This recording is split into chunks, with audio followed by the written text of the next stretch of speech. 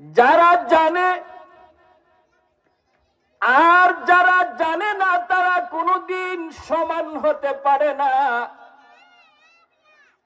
এই জন্য জাননেওয়ালাকে জ্ঞানী বলা হয়। আর এই জ্ঞানের জন্য আপনাদের এলাকায় কয়েকটি দ্বীনি প্রতিষ্ঠান রয়েছে।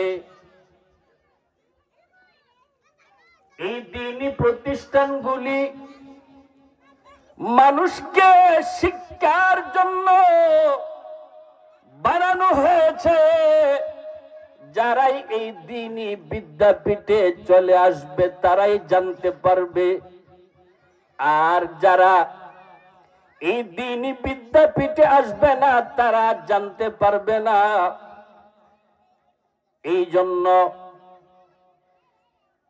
এই যে মহিলা মাদ্রাসা, এটাও দ্বীনি এক মারকাজ,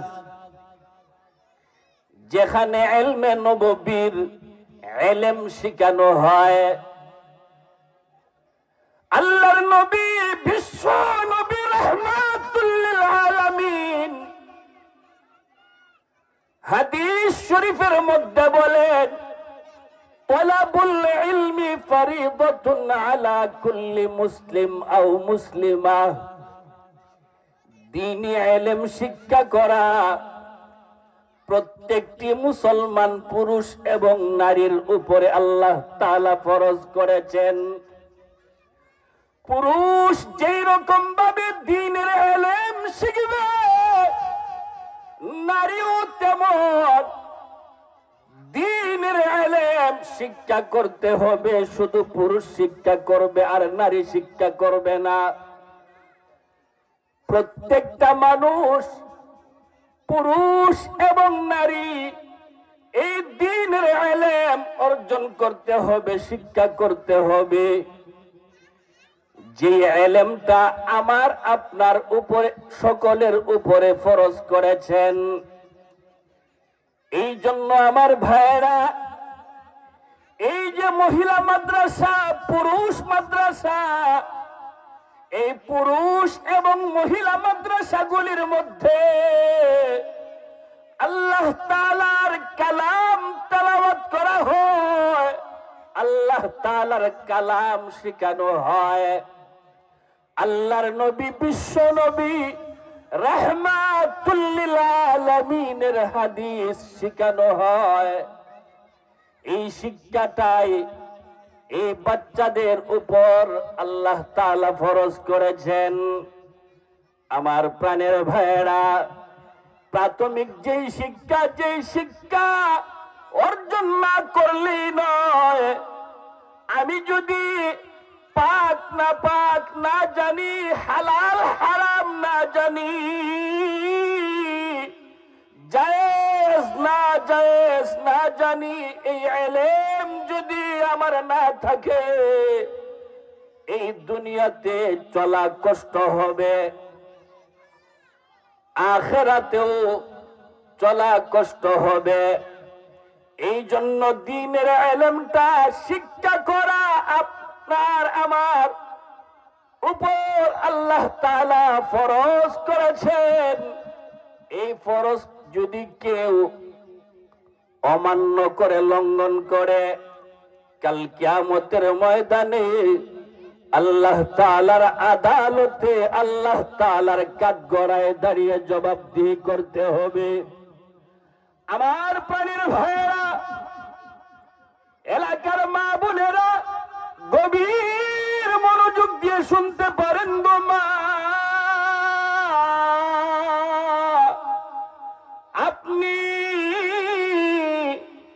একজন আলেমের মা হবেন, একজন হাফেজের মা হবেন।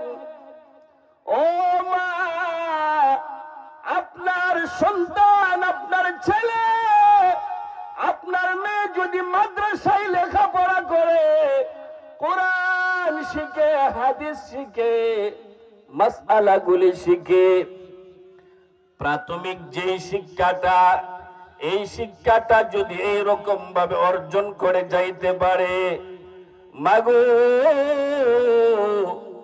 এ বাবা, কাল কিয়ামতের ময়দানে অসংখ্য অগণিত মানুষের সামনে আপনাকে নূরের তাজ পরানো হবে।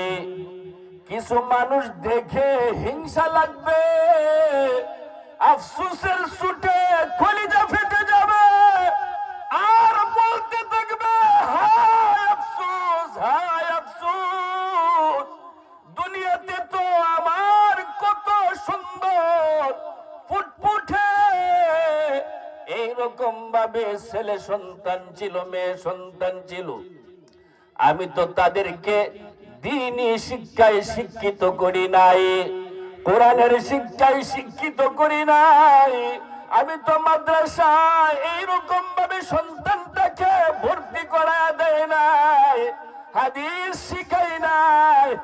এ মা, জানিয়ে রাখো, এই দ্বীনের শিক্ষা না দেওয়ার কারণে আপনার বুকের উপর পাড়া দিয়ে ওই সন্তান কিন্তু আল্লাহ তাআলার তৈরি জান্নাতের মধ্যে চলে যাবে।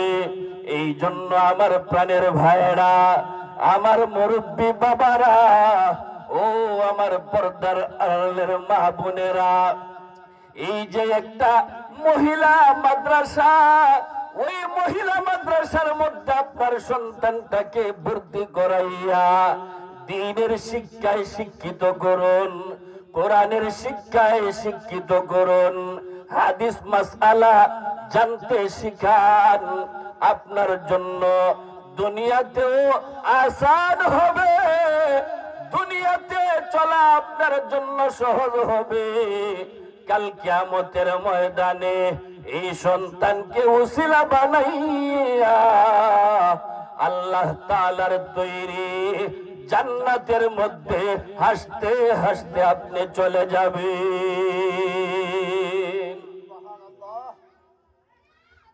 এই জন্য আমার প্রাণের ভাইয়েরা, এই যে একটা খাতুনে জান্নাত ফাতেমা রাদিয়াল্লাহু তাআলা আনহা মহিলা মাদ্রাসা, আমাদের কাছারি বাজারে শিবপুর নুরানিয়া হাফিজিয়া মাদ্রাসা, এই মাদ্রাসাগুলির মধ্যে আপনাদের সন্তানদেরকে ভর্তি করবেন, পড়াবেন।